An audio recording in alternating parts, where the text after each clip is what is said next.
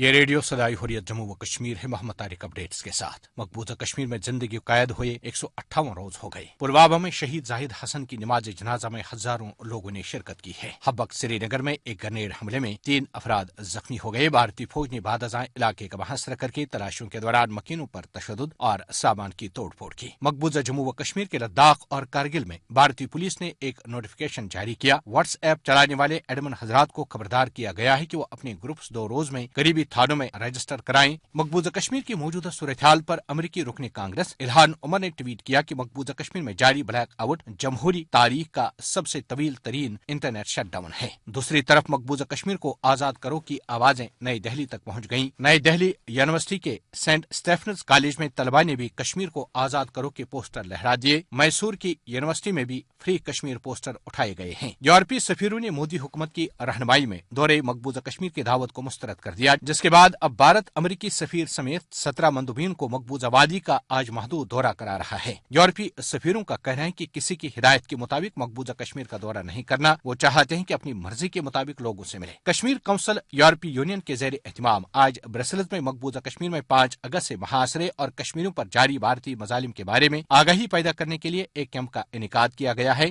دوسرا کیمپ 13 جنوری کو منعقد ہوگا، جبکہ 26 جنوری نام نہاد بھارتی یوم جمہوریہ کو لندن میں بھارتی سفارت خانے کے سامنے یوم سیاہ کے بطور منایا جائے گا۔ اپڈیٹس ختم ہوئے۔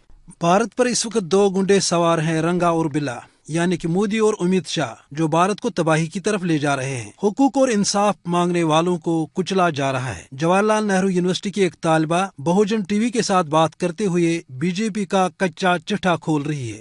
ہندو دھرم، جاتی دھرم، گائے گوبر، بس اسی پہ کر کے میرا پیٹ بھر جائے گا۔ نوکری کے لیے میں کہاں جاؤں گی؟ جے ماتا دی، جے گائے گوبر کر دیا میں نے وہ بھی۔ امت شاہ اپریشیٹ کر رہے ہیں اپنے وائس چانسلر کو، جو کہ ڈھکن ہے، کسی کام کا نہیں ہے۔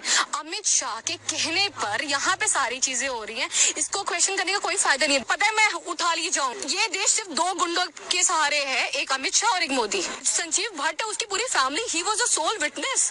ایس آئی ٹی کو کلین چٹ مل گئی ہے۔ اجیت پوار کلین چٹ مل گئی، بی جے پی کے ساتھ جڑے، اگلے دن کلین چٹ لے کے وہ نکل گئے۔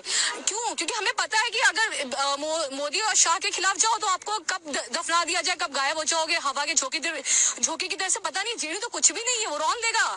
شاہ ایک گنڈا ہے۔ 2024 تک ہم ایک گنڈا پارٹی کو پورے دیش کے لوگ کیوں سڑکوں پر آ رہے ہیں؟ اگر اتنے اچھے سے ہی وہ بہت دیش چلا رہے ہیں تو ہمیں تھک ہار کے رونا پڑ رہا ہے۔ ٹھنڈ میں ٹھٹھوٹی ٹھنڈ میں 118 سال کا ریکارڈ ٹوٹ رہا ہے، اور ہم ٹھنڈ میں صرف بیسک ادھیکاروں کے لیے آ رہے ہیں۔ کیوں؟ کیونکہ پوری میڈیا تو بک گئی ہے، میڈیا کو خرید لیا گیا ہے۔ کے پاس بیوی نہیں ہے، جس نے اپنی ماں کو تیاگ دیا، اور دھرتی ماں کو کیا عزت دے گا؟ یہ تھی جواہر لال نہرو یونیورسٹی کی ایک طالبہ جو بہوجن ٹی وی کے ساتھ بات کر رہی تھی۔